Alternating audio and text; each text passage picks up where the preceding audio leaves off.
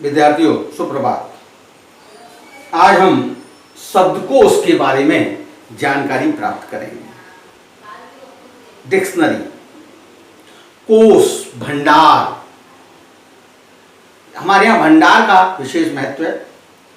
हम घर में भी अपने वर्ष भर का, 6 महीने का, 2 महीने का सामान का भंडारण करते हैं, स्टोर करते हैं।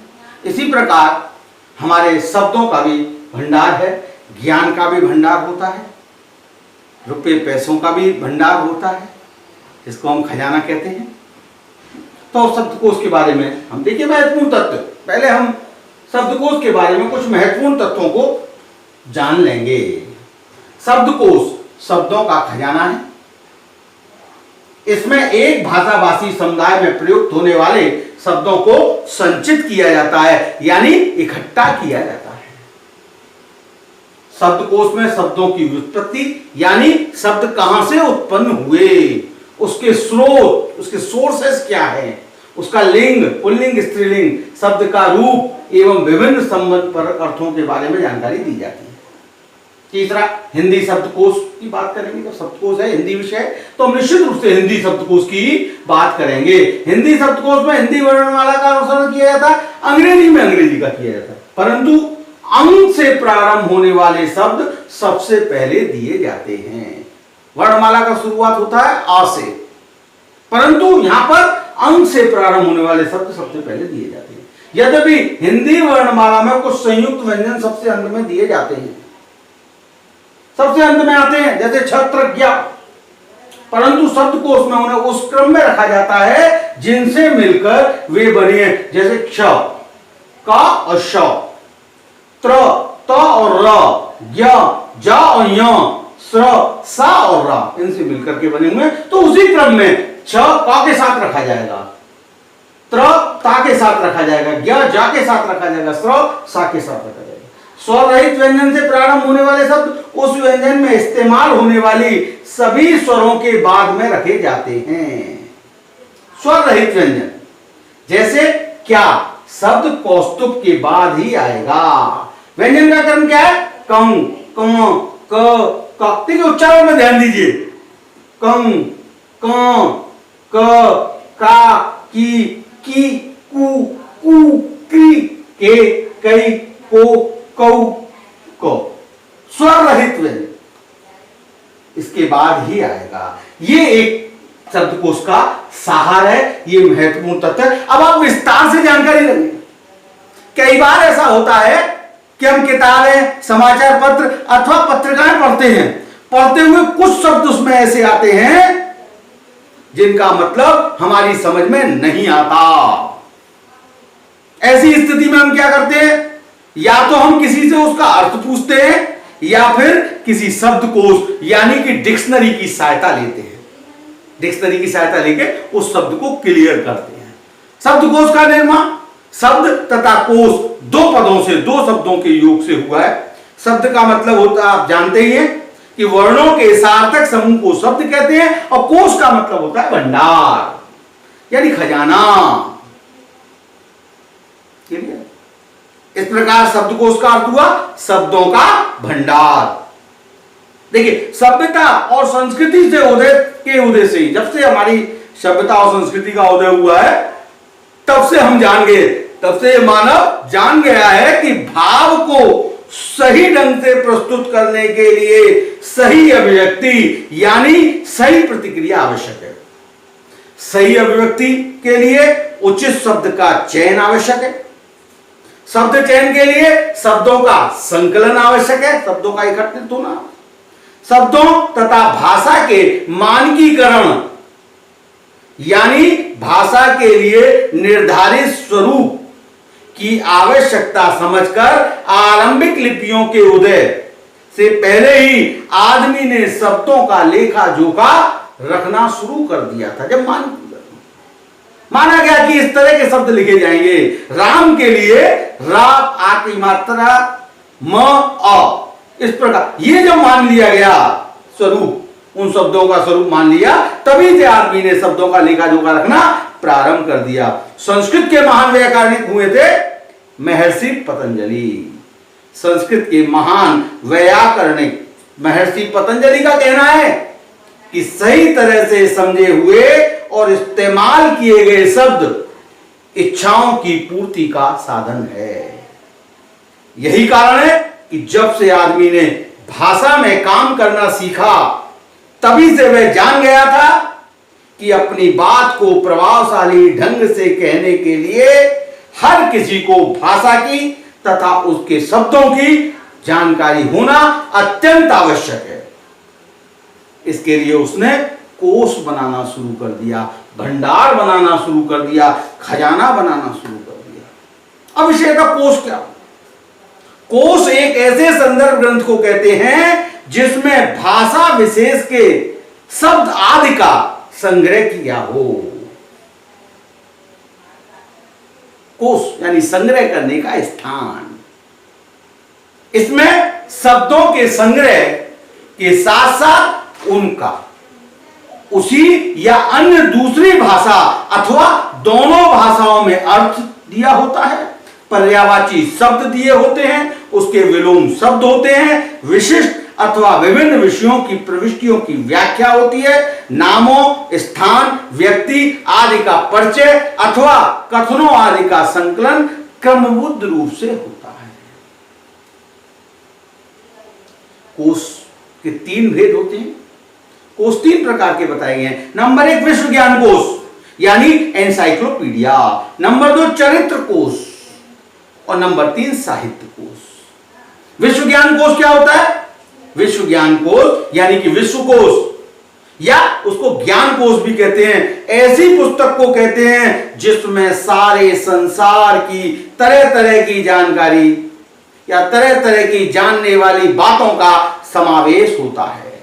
विश्व कोश का अर्थ है विश्व के समस्त ज्ञान का भंडार, पूरे विश्व के, पूरे संसार के समस्त ज्ञान का भंडार एक जगह एकत्रित करना। विश्व कोश अंग्रेजी शब्द एनसाइक्लोपीडिया का समानार्थी है, जिसका अर्थ है शिक्षा की परिधि, एक सीमा।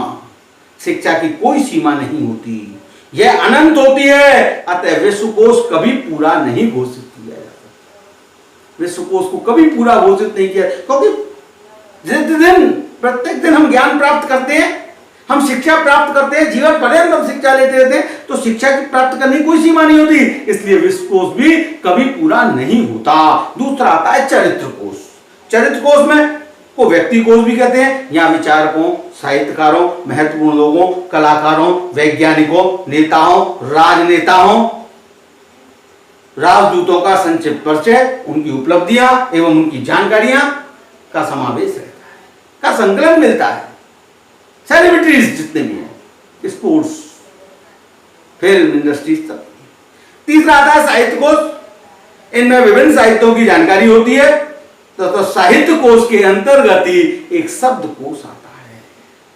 साहित्य कोश में काव्य कोश हो सकता है, गद्य कोश, निबंध कोश, अलग आता है, तरह तरह के कोश हो सकते हैं, साहित्यकारों का परिचय आदि हो सकते हैं। उसके अंतर्गत शब्द कोश आता है, जो कि आपको।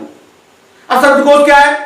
शब्दकोश एक बड़ी सूची या ऐसा ग्रंथ होता है जिसमें शब्दों की वर्तनी, उसकी व्युत्पत्ति, व्याकरण निर्देश, अर्थ, परिभाषा, प्रयोग और पदार्थ आदि का वर्णन होता है।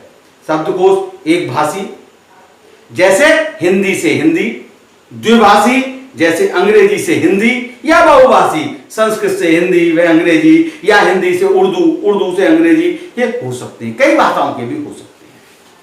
अधिकतर शब्दों में शब्दों के उच्चारण के लिए व्याकरण, उच्चारण के लिए व्यवस्था होती है। अधिकतर शब्दों में शब्दों के उच्चारण के लिए भी व्यवस्था होती है कि इसका उच्चारण कैसे होगा। जैसे अंतरराष्ट्रीय ध्वन्यात्मक लिपि में, रोमन लिपि में, देवनागरी में या ऑडियो संचिकाई के रूप में है। अंतरराष्ट्रीय ध्वन्यात्मक लिपि में यानी रोमन लिपि में, देवनागरी में या अंग्रेजी ऑडियो संचिका में। कुछ शब्दकोशों में चित्रों का सहारा भी लिया जाता है, चित्र करके सब क्लियर कर दिए जाते हैं। अलग अलग कार्य क्षेत्रों के लिए अलग अलग शब्दकोश हो सकते हैं। जैसे विज्ञान शब्दकोश विज्ञान के लिए, चिकित्सा के लिए चिकित्सा शब्दकोश, विधिक शब्दकोश कानूनी लॉ के लिए, गणित शब्दकोश, कंप्यूटर की शब्दावली टर्मिनोलॉजी अलग हो सकती है, साइंस विज्ञान की अलग हो सकती है, ये सब क्या? सबसे पहले शब्दकोश या शब्द संकलन भारत में बने, फिर शेष विश्व में।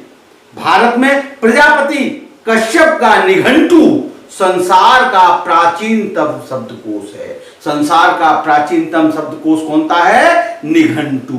किसके द्वारा बनाया गया था? प्रजापति कश्यप द्वारा।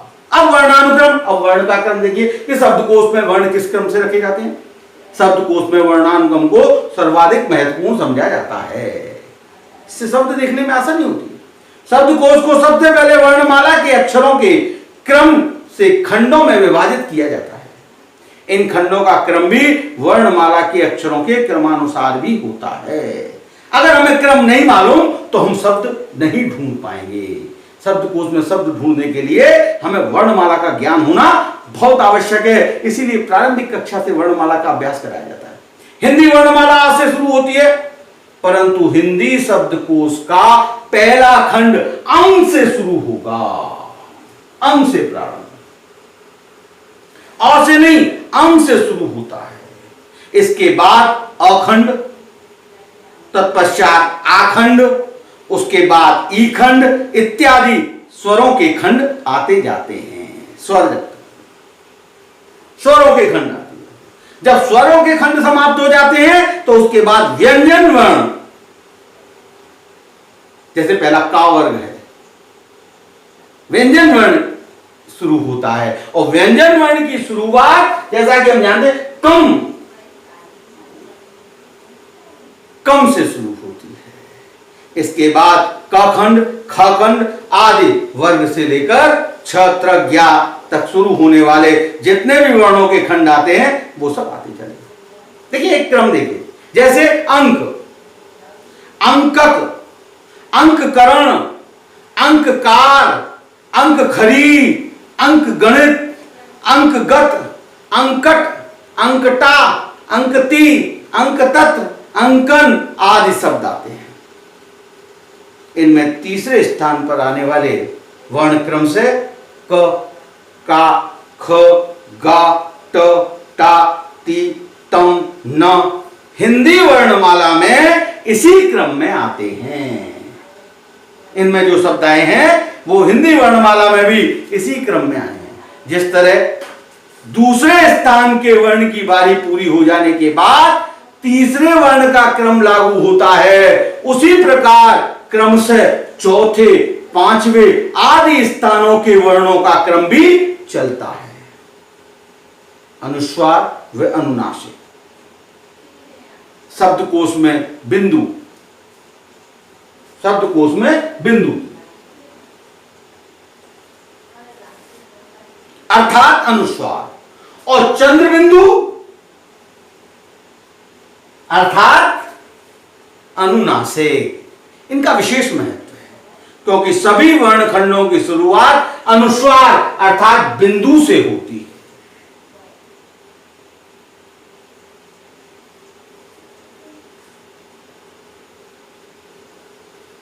उसके बाद अनुनासिक चंद्र बिंदु, जैसे अंक, उसके बाद आंख, उसके बाद कंगन, टंकण, तंग, पख, हंस आदि शब्दों को क्रम से अ, आ, क, ट, त, प, ह आदि वर्णों से प्रारंभ होने वाले शब्दों से पहले रखा गया। क्लियर? रखा जाए। जैसे एक उच्चारण देखिए, अब इनको हम उच्चारित करते हैं। ये क्या है? अंक। इसका उच्चारण होगा अंक, परंतु यहां पर अगर ये लग गया, चंद्र विधि लग गई तो इसका उच्चारण बदल गया। यहां उच्चारण हो गया अंक, अंक। चंद्र बिंदी का उच्चारण अंक, अंक, अंक करेंगे। ऐसे ही देखिए एक बार और उच्चारण पे ध्यान दीजिए। अंक, आंख, कंगन, टंकण, तंग, पख, पख, हंस आदि शब्दों के उच्चारणों को ध्यान दीजिए। देखिए अब उसके बाद आती है स्वरों की मात्राएं। स्वरों की मात्राएं शब्दकोशों में शब्दों के वर्णानुक्रम में रखने के लिए उनमें आने वाले स्वरों की मात्राओं को भी स्वरों के क्रम में रखा जाता है। अनुस्वार के बाद स्वर की 11 मात्राएं, जैसे अ, आ, ई, उ, री, ए, ओ, औ के क्रम को भी ध्यान में रखा जाता है। का में ये आ लगा हुआ है, स्वर रहित का में ये आ लगा हुआ है। आ, ई, उ, री, ए, ऐ, ओ, औ। अंग, आ, चंद्र। इसी क्रम का निर्वाह शब्दकोश में भी किया जाता है। क्लियर? ये क्रम आपके सामने व्यंजन क्रम प्रस्तुत है। कं, क, का, की, कु, क्री, के, को, कौ, स्वर रहित का सब जाने। इसके बाद में आता है संयुक्त व्यंजन। हिंदी वर्णमाला में छत्रक, ज्ञा, स्रा, ये 4 संयुक्त व्यंजन हैं। इनका निर्माण 2 व्यंजनों के योग से हुआ है, जैसे क्ष, क और श। क्ष, क और श के योग से क्ष का उच्चारण। त्र, ता और रा के योग से त्र का उच्चारण। ज्ञ, ज और य के योग से ज्ञा का हुआ। स्र, स और रा के योग से बना है। इस संयोग का पहला वर्ण आधा है, अर्थात स्वर रहित है, बिना स्वर का है, इसलिए इसके नीचे हलंत लगाते हैं। इस तरह से हलंत लगाते हैं, ये स्वर रहित। इन संयुक्त व्यंजन छत्र, ज्ञा, स्रा से शुरू होने वाले शब्दों को क्रम से क, त, ज तथा श के साथ ही स्थान मिलता है। इनके साथ ही क, त, ज और स के साथ ही इनको स्थान शब्दकोश में मिलता है। क्लियर? क्लियर? जैसे क्ष वर्ण क और श के योग से बनता है। इस संयुक्त अक्षर का पहला वर्ण क है, अतः क्ष क उपखंड में ही आएगा। संयुक्त अक्षरों का क्रम भी वर्णमाला पर आधारित होता है, जैसे क्या, क्यारी, क्यों आदि शब्द इस उपखंड में होंगे। का और चा से मिलकर बने संयुक्त अक्षरों से शुरू होने वाले शब्दों के क्रम के बाद क और रम से बने संयुक्त अक्षर क्रम से शुरू होने वाले शब्दों का क्रम आता है, जैसे च, क्रंदन, उसके बाद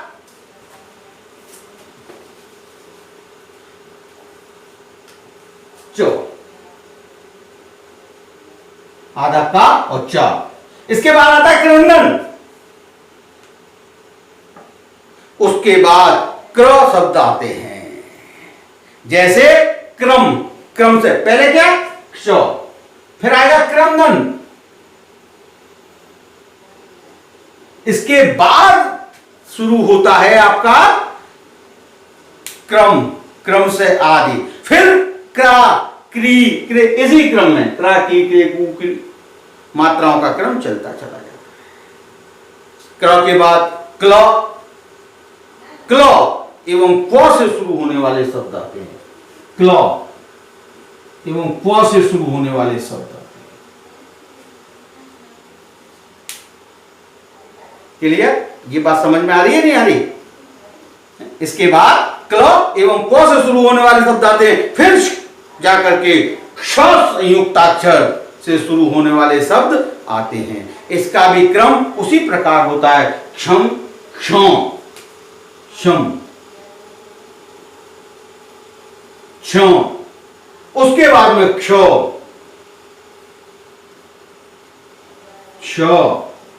इसी क्रम में वो आगे बढ़ता रहता है।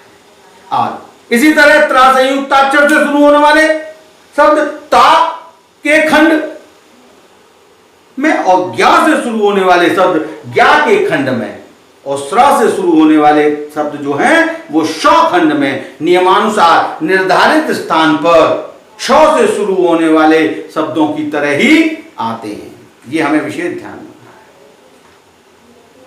कुछ शब्दों में संकेत होते हैं, उन संकेतों के बारे में भी हमें थोड़ी सी जानकारी ले लेनी चाहिए, क्योंकि वो शब्दों के साथ संकेत दिए होते हैं, वो सब बताते हैं। जैसे प्लस का चिन्ह लगा होता है, इसका मतलब होता है स्थानिक। आ का संकेत दिया जाता है, इसका मतलब होता है अव्यय। अक्री यानी अकर्मक क्रिया। आधुनिक, आयु आयुर्वेद, अंग अंग्रेजी, सम संस्कृत।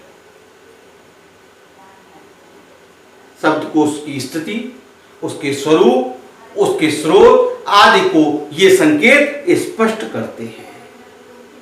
बस आज इतना ही। आपका दिन शुभ एवं मंगलमय हो। Thank you very much.